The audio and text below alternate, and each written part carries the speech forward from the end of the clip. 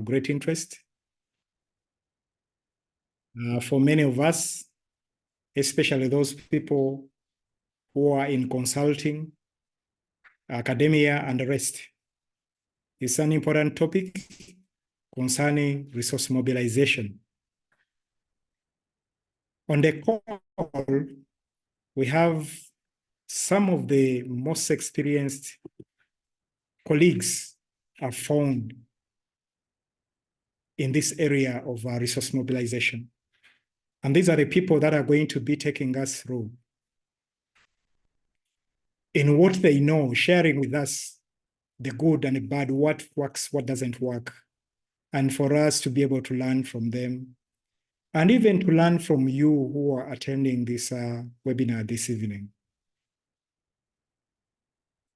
We are hosting two experienced people. The first one is by the names of Dr. Emmanuel Okalani. He is a technical specialist for partnerships, alumni, and marketing.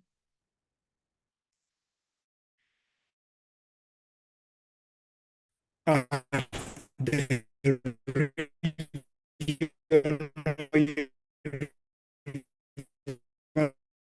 Forum for Capacity 107.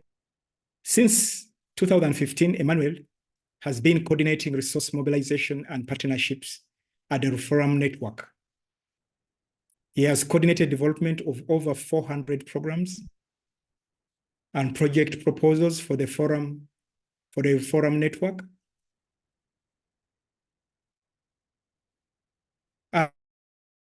And this evening, Emmanuel will be sharing with us his experience of success and failures within the area of resource mobilization.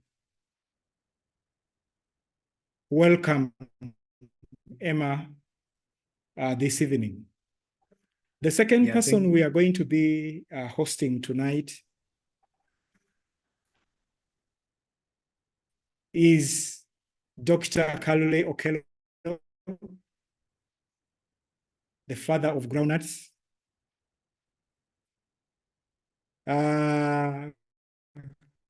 Very interesting gentleman. As you heard, he's the father of groundnuts. He's a principal research officer and plant breeder genetics. He's a fellow of the Uganda National Academy of Science.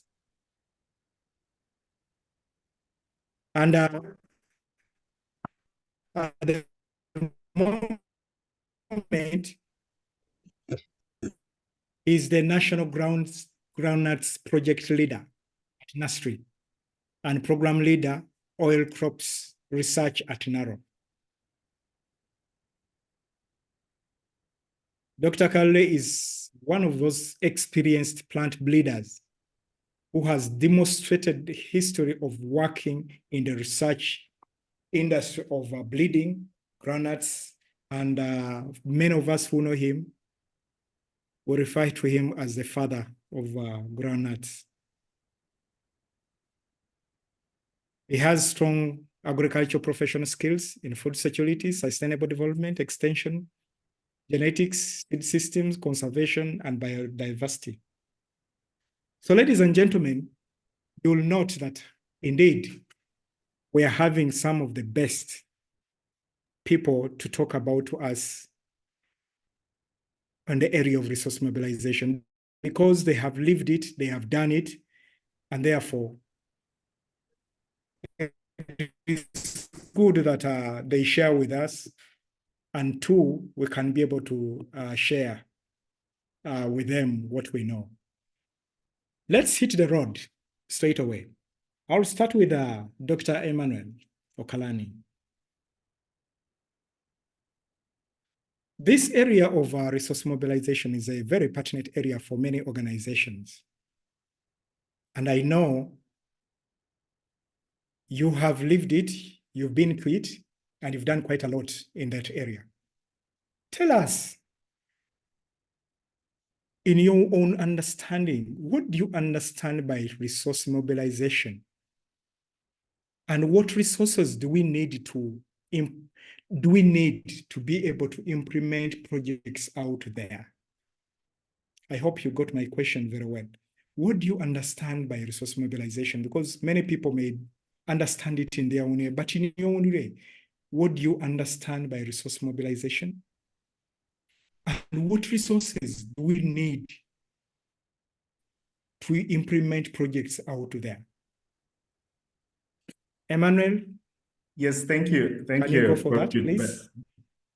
Yeah, thank you. And I hope you can hear me well. It's a Loud pleasure and clear. to see. Great.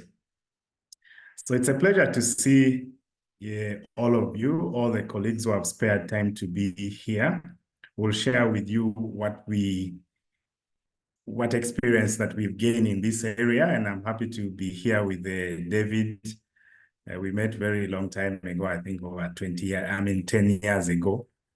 But just a bit of correction, I'm not yet a doctor, though still in the pipeline to be one soon, just for the record. And yeah, I've been in resource mobilization for 9 years, coming to 10 years now, and it's quite an interesting area. Now, straight away to the question, I know our time has gone, but I would like to share with you, I'll try to keep it more practical, less academic. From my experience, resource mobilization refers to an activity of looking out for assembling, managing, and deploying the resources that you need to achieve an expected outcome or goal that you set from the beginning. Now, that can be at the organizational level.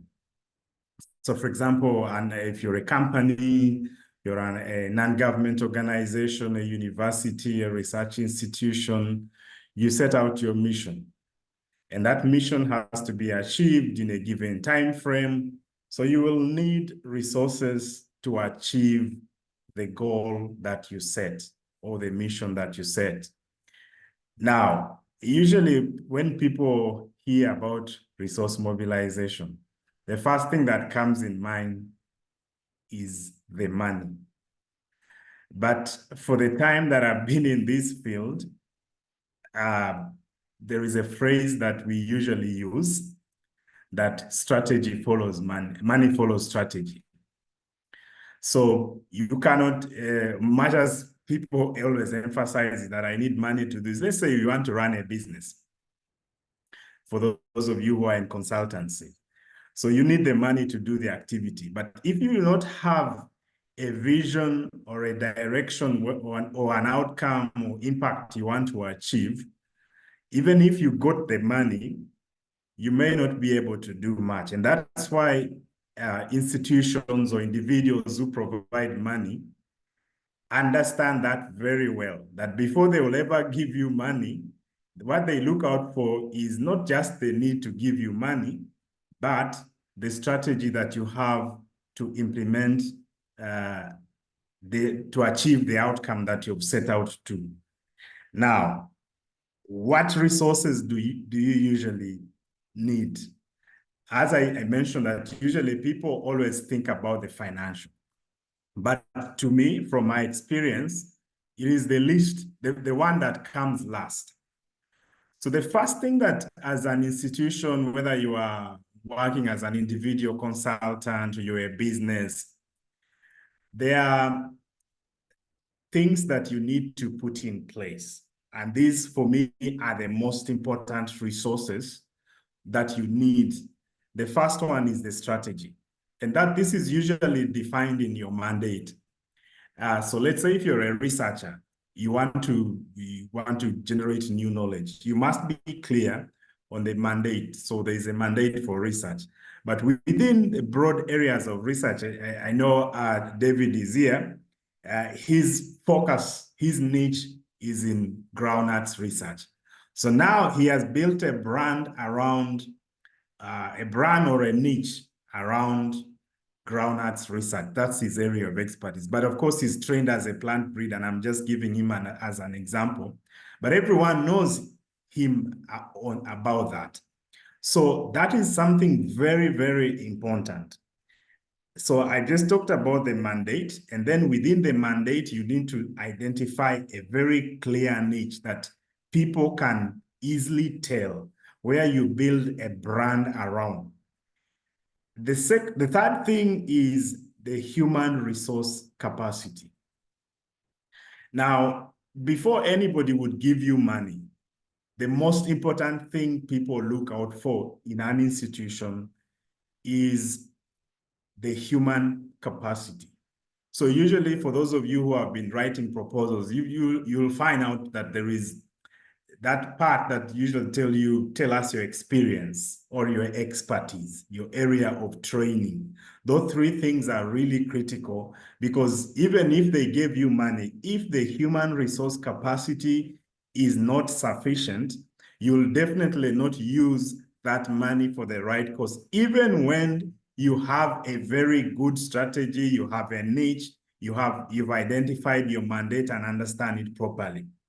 The next resource that is really important is the systems that you put in place. That will include the policies, the processes, and accountability mechanisms that you put.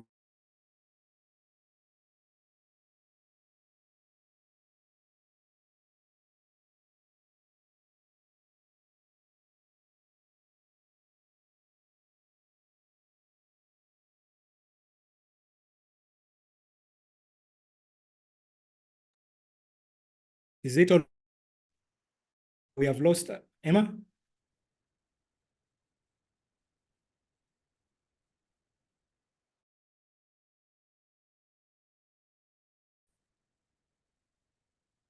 Have we lost Emma? All it is on my side. Oh, I can hear you. I think we lost him. We lost him, yes. We lost him.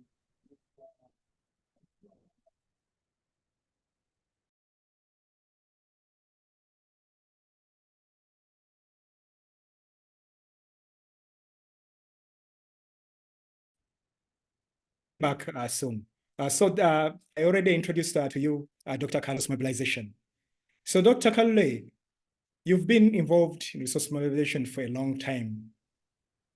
What are those processes one needs to know if they're going to be involved in resource mobilization? Taking it on from a practitioner's perspective. Thank you, Prof. Jude, and thank you, the audience. I'm happy to be here, and I'm happy to share a little thing what I do my place of abode that is narrow. Yes, resource mobilization lately has become enshrined into our terms of references at work. Okay, you frequently hear they tell you that one of the appraisal mechanism for you to have a continuity, have the contract extension even at work now, is your ability to mobilize additional resources to supplement what the organization does. So it is no longer something you can do without, and your ability to bring that additional funding to the organization is quite key. But for you to do that, one needs to understand why, for example, the need for additional resources. That would mean possibly the funding basket which we work in is limiting. Two, could be the personnel which is required at every organization could be is not properly constituted. I know, Prof, you are in academia. We usually talk about the staffing gap. In most organizations, it is basically about 30 and above, whereby you have some personnel are missing in an organization, and then you have possibly the salary or recruitment cap in there. So one way of bringing in new staffing is through a project, so that that personnel comes in and join in, and that personnel doesn't work only in the project, but work within the organization structure as well. So what you need in there, you need a very diverse, multicultural and dynamic team. Like for instance, in our breeding program, we have the socioeconomists, we have the soil scientists, we have all the discipline in there because we believe each one brings some unique trait on board, which if you have it additively, they become now make you have what they call the research team. Actually, we don't call it now, let's say breeding team. No, it is the research team as well, because you have multidiscipline in there. And cognizant that everybody has particular expertise they bring on board. And if you appreciate that and have managed that team, trust me, resource mobilization will become so easy. Because some of the project we have could be, it is even in economics, but it's brought to our, crop improvement team. Some of the project which we have on board is from the sociology side. But we know that this one here is a staff member of our team. So, in that way, cognizant that everybody has a thing or two to bring on board, bring it here. So the multicultural, multi-diversity, and the interdisciplinary way of working makes sure that the team can write and or can respond to various research or resource mobilization themes.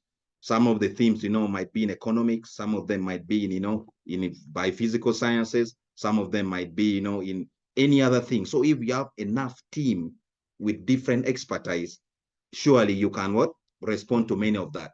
And Prof, we realize that you might not have all the expertise at your workstation. So that brings into the issue of networking. I might have a project here in Naro, but one of the key partners implementing it might come from academia. Some of them can come from the NGO world. Some of them can come from the district local government. So, ability to network and then bring all those one on board with a common theme of working makes actually resource mobilization become continuous and all those things like that. So teamwork, utilizing the network, and making sure that for us now to work and deliver, you need additional sourcing.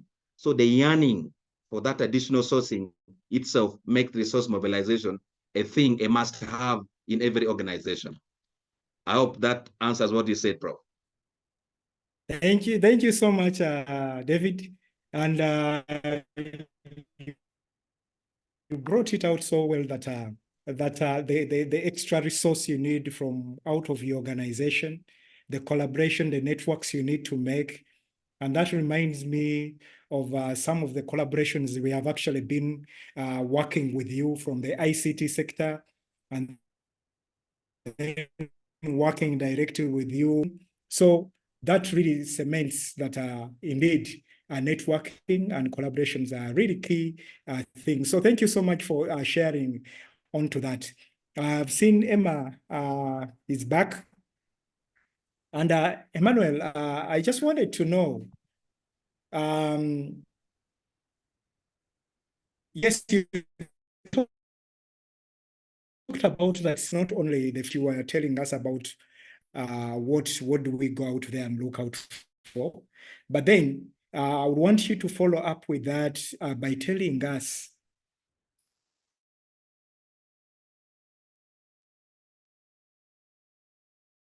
Sorry, is it me who is not getting Prof well?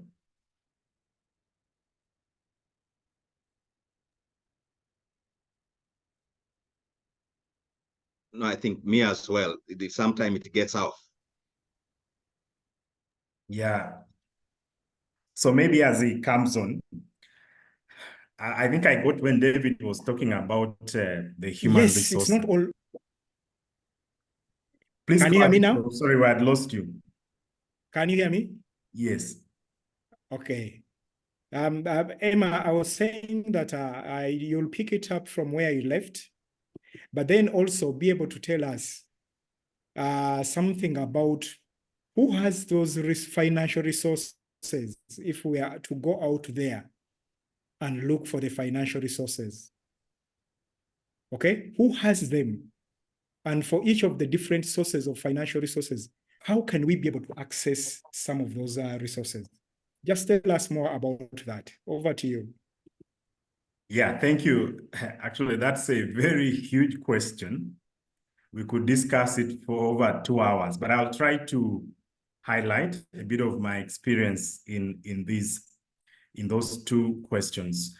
So as I'd mentioned, something related to what David was talking about, the issue of having human resources. So he emphasized another important point, and that is the diversity of the resources that the human resources that you need. And the other resource that you need, depending on what you are doing, let's say you run an ICT company, people always want, or whoever has money doesn't want to put money in a place where they are starting from zero, unless they are really very specific. So you need to prove that you have the infrastructure in place to do as part of your experience. So if you are, let's say, doing research, or if you are running an engineering production facility, if I want to give you money to expand your work, I need to be sure that you have some experience, because there are many conmen all over, or briefcase companies or organizations. So usually people who have money give to where there is confidence that their money will add value and there is experience. So in summary, you need things that prove that you have the capacity to utilize the money and be able to deliver what you promise, both in according to the acceptable legal standards, but also technical and ethical standards. So the people who give money put emphasis on this. And so when you are thinking about these issues of sustainability, these are always taken into account. So you have to have a broad thinking of the kind of ecosystem where you are going to intervene, because the people who give money are not only giving you because of your expertise or experience. So it is a broad societal coverage, both ethically, legally, socially, and others. And then, of course, then comes the money. So those are the resources that you need. If you are to really succeed strategically in resource mobilization, you need to think broadly about those. Now, who has the money? Now, there is after reflecting, when I was preparing for this, I wanted to give you, something came to my mind, and I hadn't thought about it for a long time, but we actually operate in a global economy, which is artificial. It's not a God-created economy that we have no control. So this thing of money, people, is abundant. I would say it is an artificially created scenario that resources are scarce, because economists know this. And why do I say this? I realize that there is actually money outside there. It is only that you don't know who has it and how you get it. And when you get in, and before you get it, you need to know what it is for. So whether you have an idea, one thing I can guarantee you is that there is money outside there to do whatever you would want to do. The problem is knowing who can give you that money. I will give you an example. I think 2 weeks ago, I was meeting with a venture capital financer, and he was telling me how much money he has. And he was asking me if it can raise for me like a minimum of 200,000 US dollars. So I told him that for the project that I have, I just need small. I need 50,000. He said, I don't deal with 50,000. And then another one said he has over $6 million.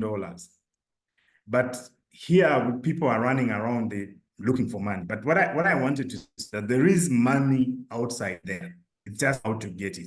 The question then to the question, who has it? There are so many people, different categories of people who have money in this world, but most of the money that we have is in the economy, the world economy is actually controlled by governments.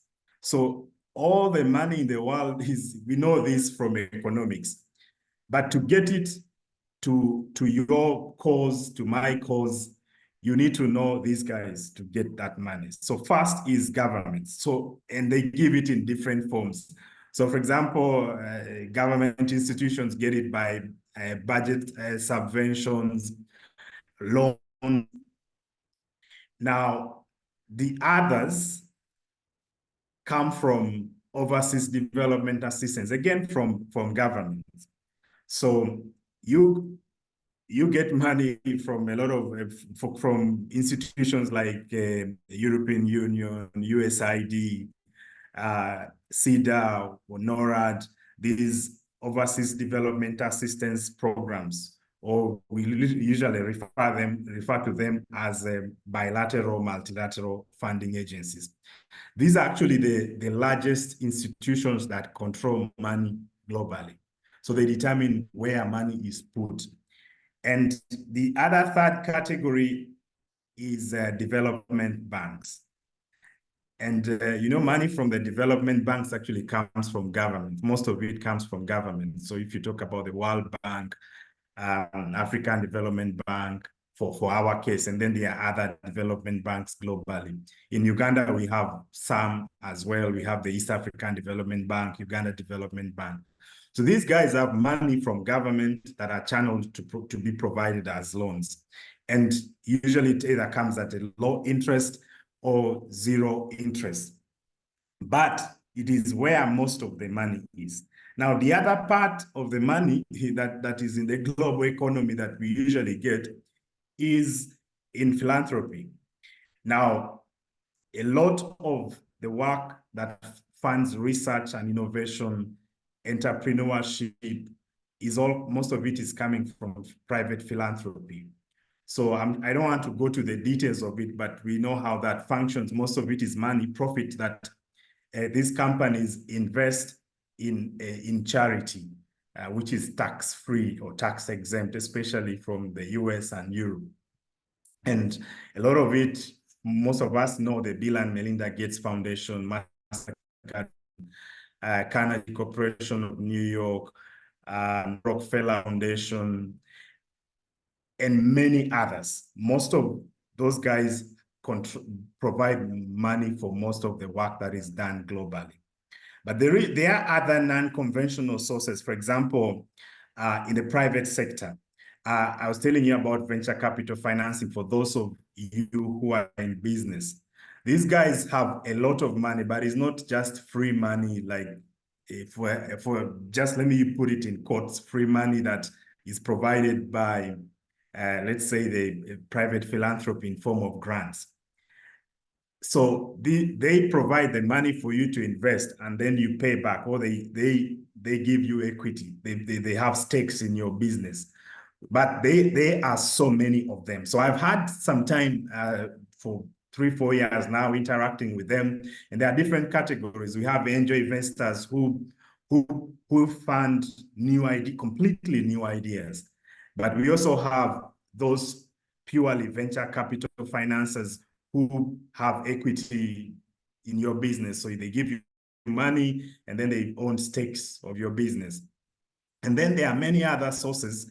So, but these are the major that come as major sources of financing, especially in research and innovation, private business. Now, the other for research, which most institutions have not taken advantage of, is the direct financing from private companies. So under CSR, corporate social responsibility, and now the sustainable and social governance mechanisms of companies, because they have to provide proof that they are, for example, addressing environmental challenges, and they have to fund research or fund education or fund small and medium enterprises.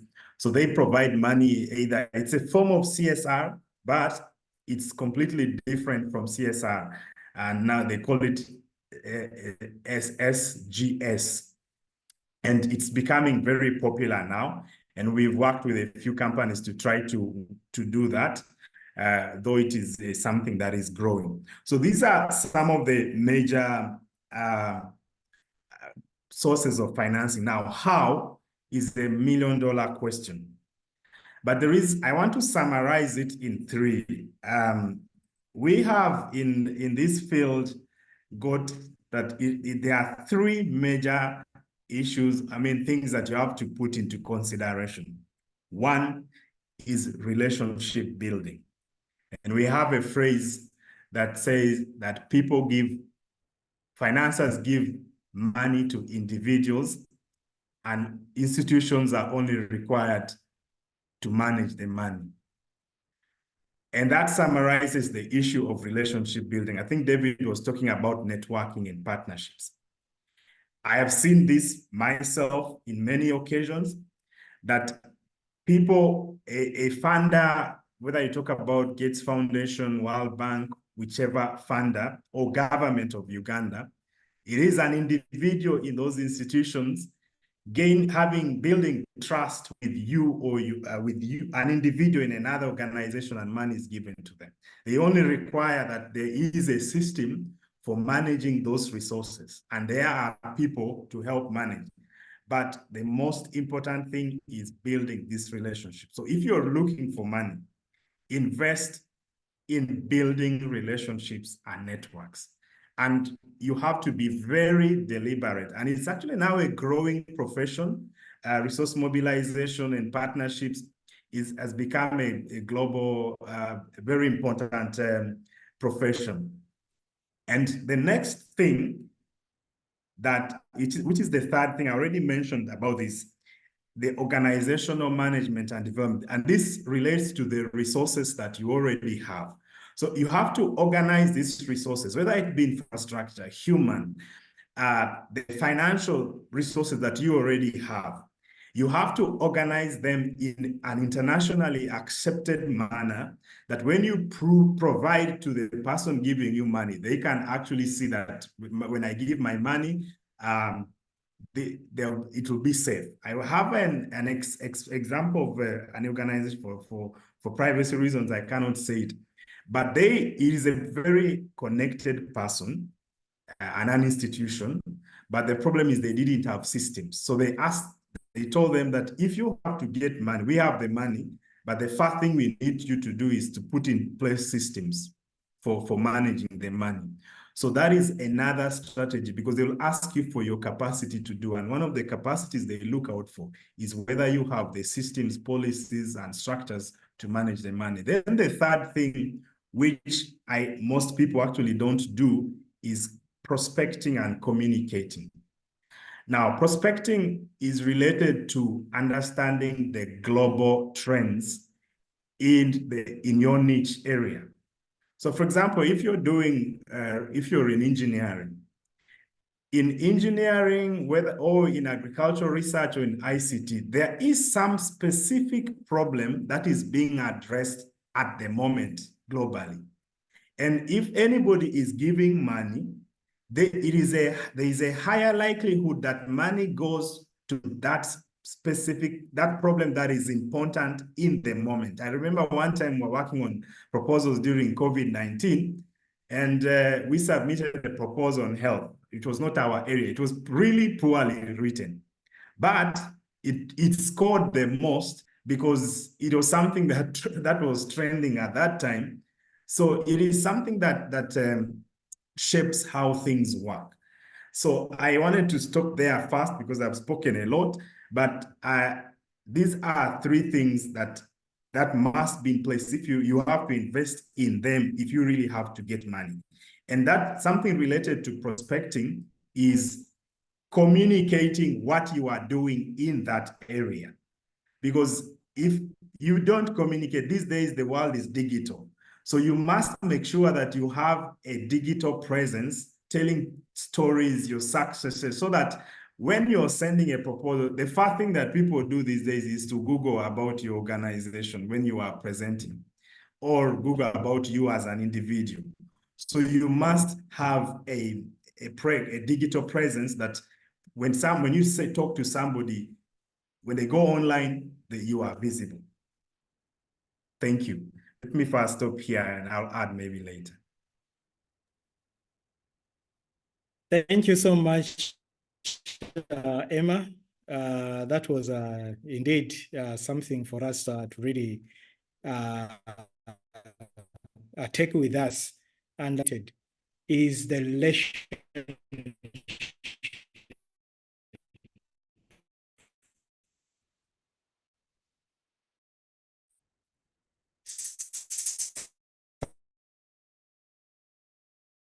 something very, very critical that they would rather call somebody and tell them without bidding, and they want simply the person to write a proposal because the relationship built is so strong, and that person has shown that they can be able to do what?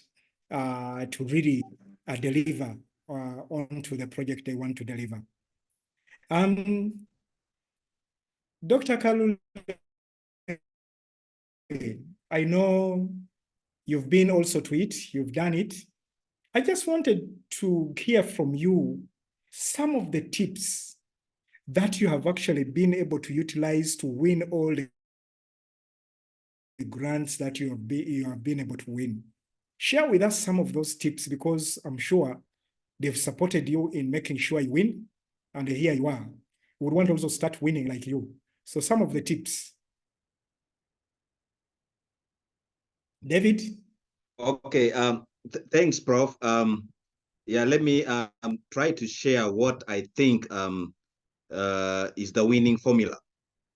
You know, if I go back since 2006 when I joined NARO, I have so far won and implemented 30 projects, and this one spans from USAID, IFAD, Bill and Melinda Gates Foundation, Carnegie, Rockefeller, CGIAR and AU. And then what I do is largely about 80% is development partner funded. So that tells you how much time I spend on hawking and looking for resources out there. Now, some of these projects were extended, yet in the MOU, they were saying it is only one-off. But why? These are some of the reasons I think is the winning formula. First of all, I like to appreciate what my brother Emma said. They need to know you. They need to know that lead person in that organization which is going to host the project. So the trust issue here is very important. Digital presence. If somebody logs online, do they find you only in laughing on TikTok, or they find you in LinkedIn, or they find you in if you're an accountant, in your professional networks, So having that professional network body where you are in and having such a presence, if somebody logs and looks for you online, really oozes the credibility. Now, in all the projects I've so far won, what I do is you must align it with the organization agenda. This is usually done at the MOU level. So when you write a project and it is not aligned with what your government or your employer needs, you're going to have a challenge in the implementation. But if you have it enshrined, like for example, in Uganda, we talk of Vision 2040 or Vision 2063, if you have, short, medium, long-term project reflecting that, or now, let's say the 5-year project is what? Mechanization, irrigation, industrialization. If you have project tethered and having such kind of input in there, even the government will find that, wow, this incoming project will help us furnish our agenda. And then one must deliver on the promise. If I say I'm going to deliver on releasing 3 groundnut varieties, I must deliver on that, and should be timely and credible. And like the project you do, it is time bound. Project is not from unlimited. No, it is time bound. So in the project lifestyle, what you pledge, you must deliver. And the donors should be able to track this from the inception through the project implementation, M&E. The donor should know really that how are things going. In case if you find that there is going to be a shortfall, notify the development partner. That's why during the M&E, the PI, the project investigator, tends to inform the managers that, hey, I'm running short on this. possibly this is the remedy I should do to catch up. So once you deliver on your promises timely, it is better. And then the technique in the reporting. Usually over-reporting matters. You can find the same donor is actually funding about 10 organizations.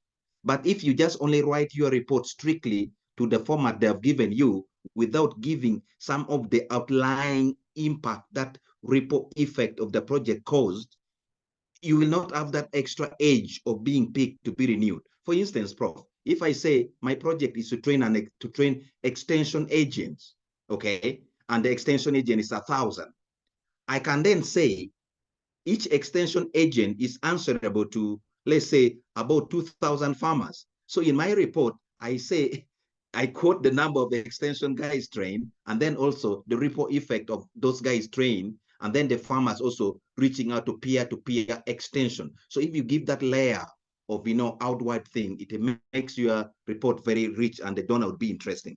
And then, of course, any shortfall you have there, the gap which the project is not able to deliver on, you can turn that constraint into an opportunity, which becomes now the next funded things in the next phase. So the way you report the gaps, the way you report the challenges matters. And then also the capacity building bit of the project. The project might be, purely to deliver, could be capital, to do ABCD. But then if you say the resources are lacking in the human capital is lacking in my organization, but with the money you gave me, I was able to train a graduate student, and this graduate student is already absorbed in our organization, or he or she is working somewhere like that. So you're building the next generation. Those are the kind of things the donor would be very much interested. Another thing is co-funding. If the donor is giving you 100 million, you as an organization quantify some bit of co-funding. Like for example, if you're working in an organization already, the donor might just only not pay you full salary, but they can give you only top up, such that the organization say, we have a driver already assigned to David, and the driver is going to be on our payroll. You will only pay him or her allowances when he goes to the field. The housing where the project is being office is housed, we are going to give it for free. But when you quantify all that, it becomes a co-funding, such that the development partners say, wow, I've given these guys 100 million, but then what they are giving us a co-funding is even more than that. That makes it attractive. Another thing is attribution. You give me money, this money, when I've done something about it, every positivity which comes out of that, let us share all of the glory. So the glory here, I tell the donors, the money given me, I was able to do ABCD, and I couldn't do this without the help of the enabling environment created by the government, and I was not working alone. I had these partners who were doing ABCD, giving attribution. It gives, everybody feel that my contribution here is just going to help as a unit. And then you need to be able to tease out the sustainability aspect of the project. The development partners that side wouldn't want you to be needy all the time. But if you tell them that from even at inception, this is my exit strategy. What you have given me, it is in line with the long-term government program. And I believe as this project ends, since we have the objective enshrined into the government agenda, this one is going to be self-sustainable. Such that then, when the project ends, the donor might only just fund the gap, but the element of upscaling, it is already enshrined as a co-funding by the government and other partners. So when you have all these things teased out, and if you can manage the partnership, managing the partnership is another thing which kills most of the project implementers. You have a team. For example, I have a team with the Makerere University. They're helping me digitize all my programming here. So one would even wonder, why are you dealing with the Department of Computing at Makerere University? But trust me, I'm digitally enshrined more than most of my colleagues in the organization, simply because of having a network partner whom you're working with and everything. So having good partners with indisciplinary attribute is quite key. Then, having the regular team meeting, sharing, forming the social group, you have now a WhatsApp group for the organization, Snapchat, whereby you can easily send in the info, informally before you dig deep into it. that one make the cohesion of the team so good. And then, of course, regular meeting allows for feedback. Once in a while, go team building, get out, go out there to the beach, go out there, you know, go bungee jumping, go do all that thing and refresh, you know. Those are kind of things which are very good. And then having tailored made training. If you only work with the team and you don't build their capacity, you're only building the stagnant knowledge pool. But if in every project you build the capacity of the accounting team in the new reporting format, the financial reporting format. If you train 1 or 2 technicians, you train some people, every partner you're dealing with, let the training need be enshrined, and one way or the other, have them trained, you have built that capacity. And then last of it all, you create the impact together, evaluate the impact together, and then at the end of it all, you measure it together, such that you know you are part of the co-creator, you are part of the developer, and you are part of the measuring of the impact. Trust me, you have all that one together. You know, as one of my friends says, team actually means together, everyone achieves more. You will actually deliver. Thank you, Prof. Wow. Thank you so much, David. And that was a very, very good set of tips that we can be able to take on as we do resource mobilization. Quite intensive. Emma, I know we need this money to keep on coming. The moment you set in and you've been able to win this grant and all that, you've sort of prepared a sustainability plan. This continuous flow of these financial resources, not winning once and then you are gone, you never win again. I just want you to tell us what resource management mechanisms can one deploy to be able to guarantee continuous flow of financial resources? Because you want to keep them coming. I know colleagues attending this webinar, those that have won are saying, I want the resources to keep on coming. What can you tell them about resource management mechanism that can help them to achieve that? Yeah, thank you, Prof. Vivenga, for the question. And I'm happy my colleague David already mentioned some, but I wanted to go back a bit to highlight how this money actually comes. And that is how you access it. Now, if you noticed, as David mentioned, that you get a lot of the money, and then you have to make sure that the people whom you are having, or the human resources, are well motivated to spend them, to manage the money. But the question is, how does it come? So that you think of how effectively to manage it. Now, the first procedure usually is we get money through competitive grants. Let's say government announces, publishes a call, and we submit proposals to them. Now, that process usually gives very little money, and it is not the best. If you ask me, after the years I've spent in this, it is not the best, though it is the most commonly used mechanism. Now, the second one is the commissioned approach or mechanism, where the funder invites you to submit a proposal after you've done the negotiations. Now, these two mechanisms have an implication on how you manage or what you need to do.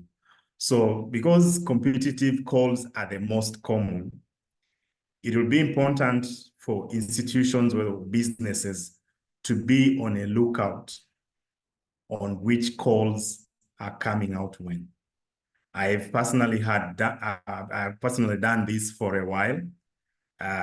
So you have to do a mapping of the different funders who provide money in your specific niche. So once you know that, sometimes in many cases they provide their strategic plans, including their investment strategy and amounts, right? Whether it be philanthropy or these overseas development assistance, even venture capital financing institutions. So they provide for you their roadmap, and you can tell and know when the money will, the calls for proposals will be published. So to keep the money coming, you need to have an individual to be on the lookout. There are even platforms that provide this service. Some of you may know funds for NGOs. Then there is one called Development Aid, which you pay, you subscribe to them, and then they will provide you calls for proposals as and when they are released by the funders. But you can also keep pace when you know the institution subscribe to their newsletters, so you'll be able to get this information timely. And internally, you need to have an individual or an office that reviews, that understands the organization as a whole, and its strategic plan and niche, so that they are able to identify the calls for proposals that are relevant and organize you as an institution to apply or submit a proposal. So that's what I've been doing for a while. Now, that will help you to make sure that you get this information on time and prepare the quality proposals.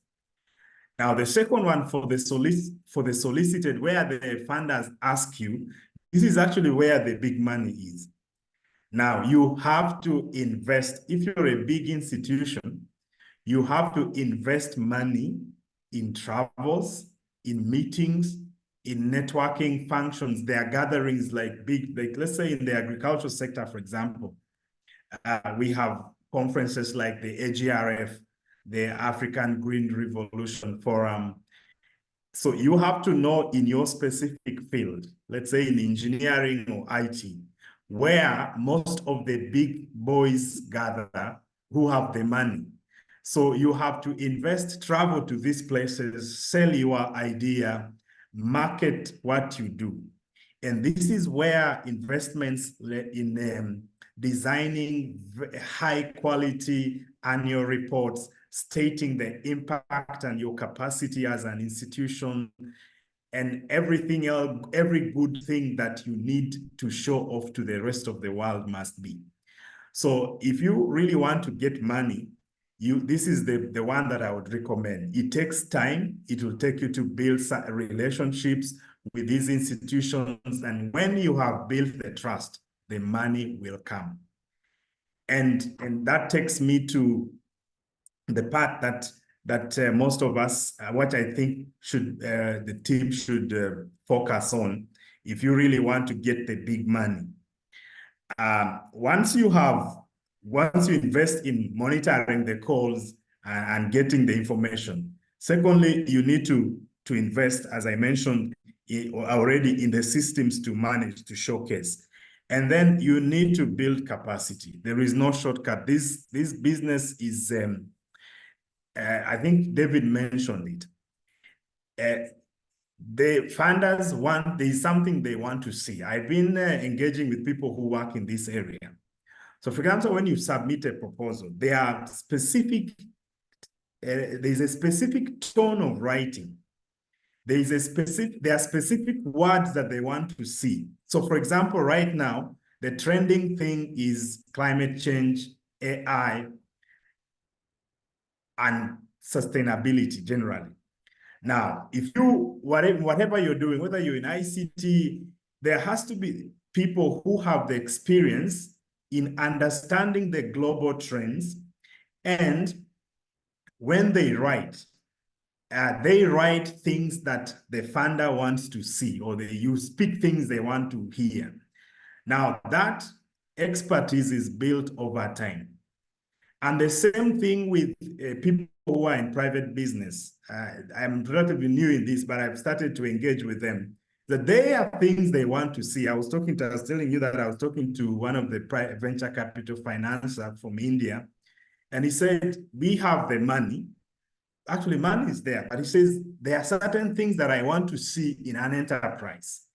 And when I see it, and we listened to one of the guys, is a young man from Nigeria and investing in agriculture in Kenya. This guy spoke for 5 minutes, but he touched the hearts of people. People said, if I had money, I would have given.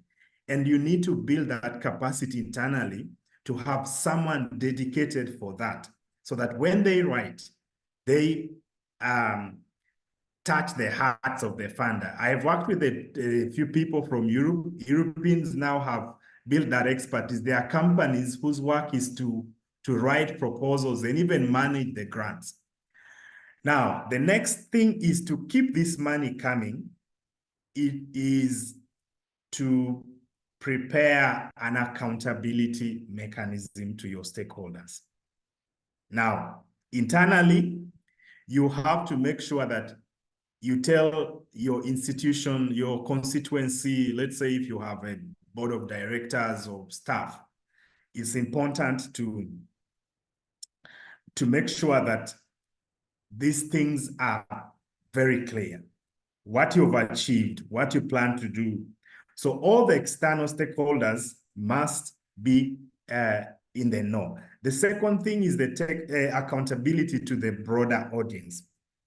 As I mentioned it, for example, when you're preparing your annual report, you have to be deliberate. Let's say if you're a university, you should not only write to council, to government. You have to package information targeting to your different stakeholders. And this is where the different roles of the different units of the institution come in, because resource mobilization brings in all expertise from the different units. So the people in communication play a very critical role. They actually paint the picture of the institution to the outside world. And that is what people see. As I mentioned about online presence. Now you have to be deliberate on what you put outside there. And if possible, if you already have an idea of whom you want to target, package the information targeting them.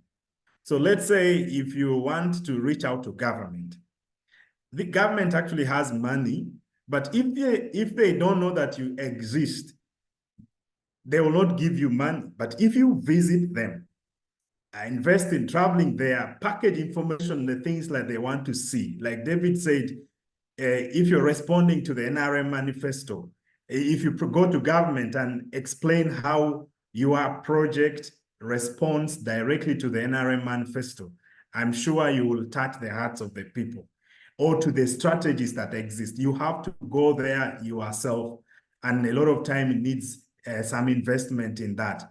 So if you want to get this, you have to present that accountability and make sure that you reach there, visit these people, sell your idea, and market in a way that it must be attractive.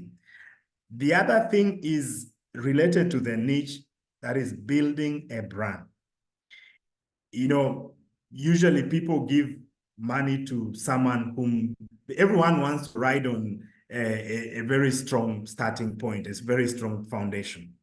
As an institution, as an individual, you need to build a brand. Invest in building a brand, something that people will know you about. Paint a picture that you want people to know about you. And when anybody who has money and funds like activities in that area will definitely trust you. Then the other thing is a clean accountability record. Nobody wants to fund institutions with qualified reports. You need to be sure that you have a clean financial records, and you have trust, transparency. Even thieves, even if someone stole money and wants to invest in you, they will want you to be honest. So this is very, very important as well if you want to get money. So let me first stop there. Thank you.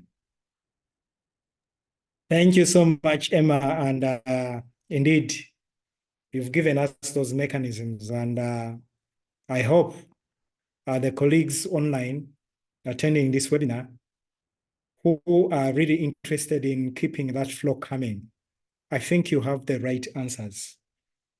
I just want to, as we wind up the webinar, I just want to ask David to give us some of, I would say, any last tips to the listeners that they need to carry with them all the time when they think about resource mobilization. Remember, as Emma indicated, it's not all about the finances. They can give you the finances, but when you don't have the right strategy, you can't move anywhere. So just tell us in a few minutes, what are those tips that one can carry with them all the time to make sure that there is this continuous flow of financial resources coming in within the organization, as some of these people online here are consultants and they want that flow to keep coming. David? Yes, thank you, Prof, and thank you, Emma, for elucidating lots of stuff I'm going to talk about. No, as Emma said, there are lots of the funding mechanism in this world could actually be grouped under, the foundation, the Rockefeller, the Syngenta, all those ones, foundation, and then you have the other ones. So for the foundation, for instance, they actually have the money. So long as you can sell them the idea they're interested in, they give you the money. But for others, they already have their theme-based approach. We are like, for example, the Gates Foundation can say, we are going to fund climate change related issue. We are going to fund gender and youth. We are going to fund digitization, AI, machine learning, robotics. They have those themes whereby, they have in there. So every idea counts, and every idea is just only one step from being implemented if you persistently shape it up and tailor it to the needs of some of these funding bodies. And then for the young folks out there, you might say, we talked about having a name, having a brand, but having a name, a brand, or a pathway takes lots of time. You need to ride on the shoulders of others until when you are able to stand on your own. I know, like, for example, people in academia, you have a good project idea, you have your professor in there, work with the professor. They can, those guys have already been there, their names are already high up there. So you start with there as a project partner, as you build your name, and as you build that name, at some point then, when you already have a structure, that's when you can then start having something on your own. So it's not late for everybody, but you can have something to start somewhere. Now, there are some hard facts about resource mobilization. The successful resource mobilization requires a lot of work and takes a lot of time. It doesn't come on a silver platter. You need to work for it, and take lots of time in that. And you have to be ready and willing to be able to sell your organization. You cannot be, for example, in a university and then be selling negative vibe about that university. Talk about the good thing about it, such that they know the environment where you're in is actually conducive, and the money they're going to give you or the other resources they give you works out. And you avoid the propaganda which undermine the credibility and integrity of the host institution. And then you make sure that the program which you are on has a clear bill of financial record, ability to deliver, all those things are in there.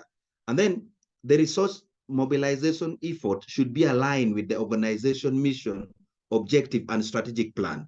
Remember, you're not in a vacuum, you work in a system. So if whatever you want to do is outside the scope of the hosting organization, they wouldn't have anything to host you there. So try to tailor it in there such that it is enshrined and they would welcome you. And then you be prepared to provide evidence-based results. Get those results out there, churn it out into numbers, write that report in such a way that the numbers come out easily. such that anybody looking into your abstract find that everything, or the summary, everything is in there about what you intend to do. And then you must also establish and maintain the organization credibility and reputation. You might be from a very good organization, but if you as an individual, your character is not good enough, you can actually not only assassinate yourself and even spoil the organization. So credibility, the footprint of your outwardness, how do people look at you? It matters. That simple step, that credibility you have attached to your name, it feels I feel very happy when, for example, colleagues tell me that, oh, you have done so much in groundnuts. Yet sometimes I feel that, there are still lots of things which I would still do. That one gives you the impetus. Don't lay back. Once you win one grant, to those who have, more will be given. Be yearning for more, and always have that good father, have that good mother whom you look at, say that I want to be like somebody. I want to be like Prof. Jude, Jude, professor of ICT. I want to be like Professor Dipala, who has done all this. Have that grandfather or grandmother whom you look up to. Those kind of things would make you try to emulate. As you emulate them, you try to deliver on that. And then could be now what I must say could be, as I wind it up here, is that whatever you do, you inform your organization, you inform your team. Now, if there is that mistrust, that building in you, they say, oh, this guy is having a direct link with the donor and we don't know what is happening. The HR is not aware. The director is not aware. The CEO is not aware. The dean is not aware of what you're doing with the donors. They will start frustrating your effort. If the team members don't know whatever is happening in the project and they only see you shine, trust me, that one can lead to your downfall. So openness, accountability of where you are, where the resources are, how you're using the resources to bring more funding in there, and living with the spirit of leaving nobody behind. Trust me, you will not only build a team, build the organization, and together you create that impact which will glorify your name and all those things. And that way, once you do like that, remember, time is not on your side. Build the next generation.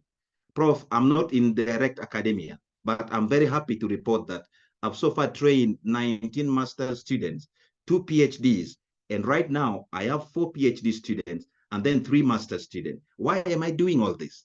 I believe in the next generation build-up, such that then, as I leave an organization and I come back, will they remember me for some of the things I've done? Will they remember me for the capacity building you're put in there?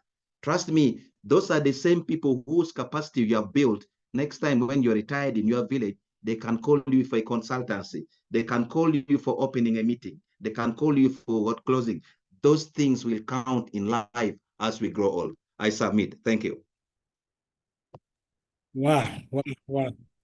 Thank you so much, David.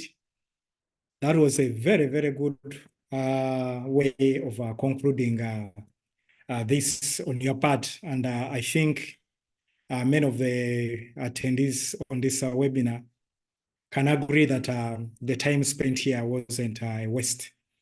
But we are just winding up, colleagues, and I'm just going to allow, because I wanted to have it in 1 hour, but with a bit flipped to going to almost 1 hour and a half. At 9:30, we are going to close it. So we have just only 13 minutes to be able to close it. And in the 13 minutes, I will allow 1 or 2 questions from the participants.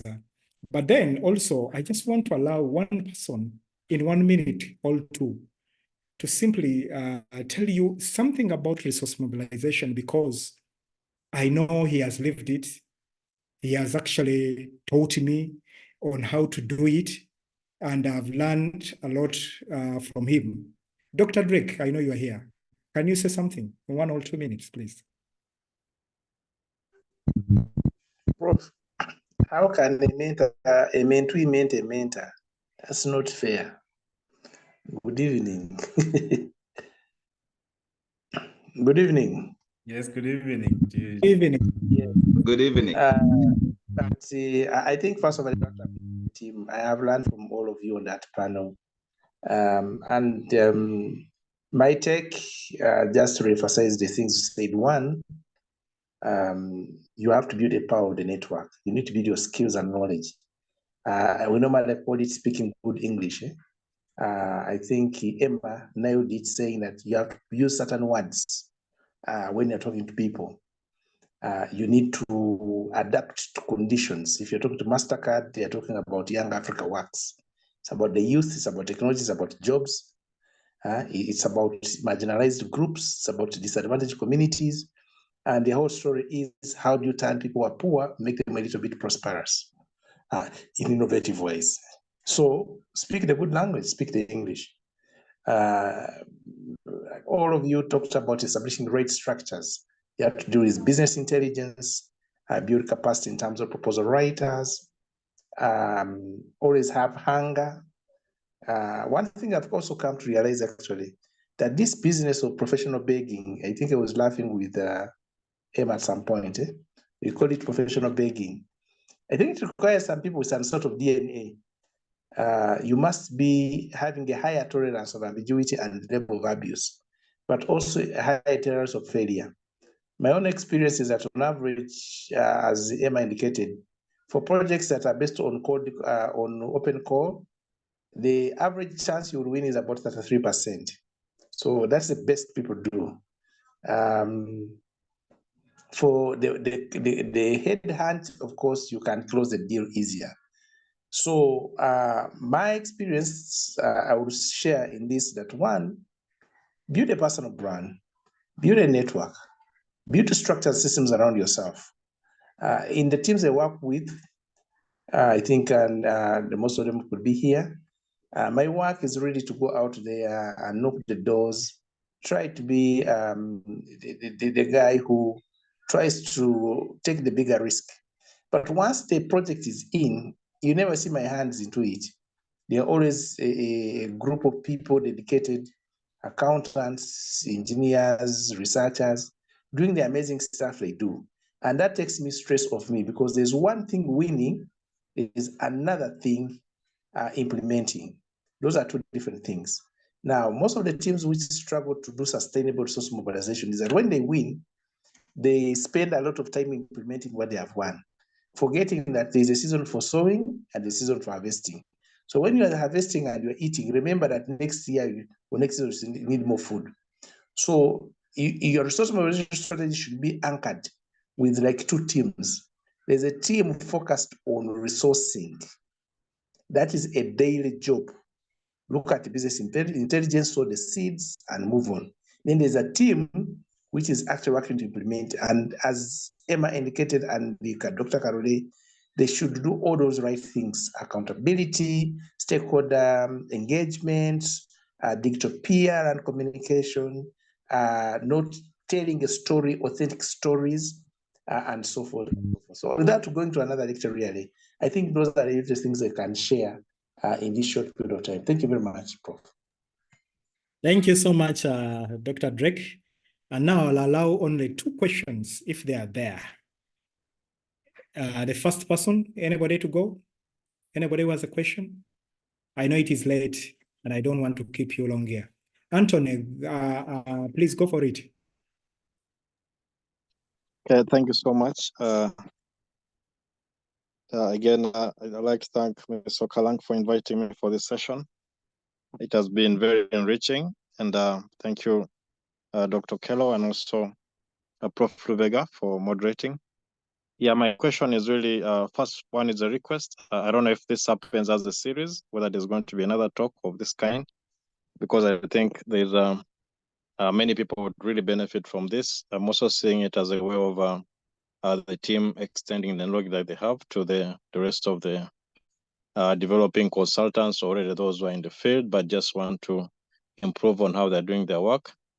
And then my question is, are there like consultants within Uganda or companies that are solely concentrating on how to provide consultancy in helping organizations on writing good proposals, or even directly mentoring? Or are there sessions that can be targeted to For example, it could be SMEs, or it could be investment clubs, or it could be even big companies, mentoring them in getting towards appreciating this kind of sources of funding. Thank you. Okay, thank you so much, Anthony, for that question. And I will allow the two colleagues to respond, but one of the answers I can give you, you are just right into the answer that the people who are organizing this webinar actually are the right people to support you in doing that. There is a course that is starting very soon called on resource mobilization. It will be a 7 weeks course. So that should be able to help some people who want to acquire some of those skills. And at the end of the day, you acquire a certificate, but it will be more a very hands-on training. And you'll be definitely meeting some of these colleagues that have been giving you these sessions. So, but they will respond to you further. Can we take the last question and then they respond at once? If there is none, then I will allow the colleagues to come in. Emma and David, please, in 1 minute each. Yeah, Prof, thanks. You already mentioned that actually ATEC is one of the big, not only trainer, but even consultants in many related fields in like the resource mobilization, ICT, you know, all the stuff like that. And as we said, they have a network of the colleagues with different portfolio, different background, which actually come in with lots of experience in many fields which are in there. So Anthony, ATEC could be a good place to start. And some of us are probably associated with that as well. And then some of these courses they're offering, it cuts across lots of development partners. Remember, these guys come from academic background, so they have seen the gap in some of the organization out there, which I call having stagnant knowledge. There are some organization after employing you, they don't even add any value. They believe that you're already qualified to do something. Yet, you know, training like the one Prof. you talked about, those are the one which actually enrich and make work come much better. So I think that is one of the things we can do. And I think Emma has more other issues they can talk about, the consultants and stuff like that. Thank you. Yeah, thank you so much. Thank you, Tony, for joining. Well, I really do not have I know if of a few people who also do that at individual level, but also at the forum level, specifically for SMEs, and I would say not really SMEs, yeah, SMEs, and also young people. We also provide, if you're an early career person, we provide trainings in this area as well. When the courses will be offered, right now we don't have, but once they are published, we'll be sharing. And as David, I mean, it was Prof. Vega who mentioned, they do that at ATEC. Maybe the thing that will be necessary is the mentorship, which I think ATEC would be very important in providing. And so, yeah, it's a new area. A few people are really getting to see the value of it, and I'm hoping that we will share. Hopefully, I don't know, Prof. Jude will respond to the issue of the continuity of this. I wanted to respond to the question in the chat. So there was somebody who asked more light on the funding sources. Yeah, so these are very many. In fact, we cannot exhaust them in a session. But what we could do is to give you hints of the different sources, and maybe in a more dedicated session, more of a training course where these are listed with more specifics on your area of interest, because there are so many institutions or funding agencies funding different thematic areas or disciplines. So these, we cannot provide very specific answers to those, but hopefully the continuous interaction will provide more knowledge. Thank you. Thank you so much, David and Emma. And indeed, 8 tech consults can avail a lot of this through training. And our website is out there. Priscilla is going to type it there into the chat. There's quite a lot there we can offer under the 8 Learning Academy that we run as part of 8 Tech Consults. Yes, further training on this, there's a lot of people that have shown interest to come back and will share interest, more information about this. We'll plan something more and we'll let you know. Just watch the space and keep popping us on our social media, on our website. You should be able to get more insights about what is happening. There are a series of other webinars that are being organized. Please come, let other people know about the same, and let's come and share a lot of information. So the next one, which is very stimulating, will be released in a few days. And please be ready to come and attend. And you won't believe what you'll get out of this for free. Imagine what you got tonight that you'll go out there and use the following day. So thank you so much, David and Emma, for sparing your time to really come and tell us this story. And thank you to all the participants that have attended today. And I don't want to exceed the time that I told you about, that is 10:30. And at this point in time, I would want to declare this webinar closed. Thank you so much and have a good night. Thank you. Bye-bye. Bye. Thank Good night. you, and good night to all of you. Bye to you all. Bye to you all. Bye-bye.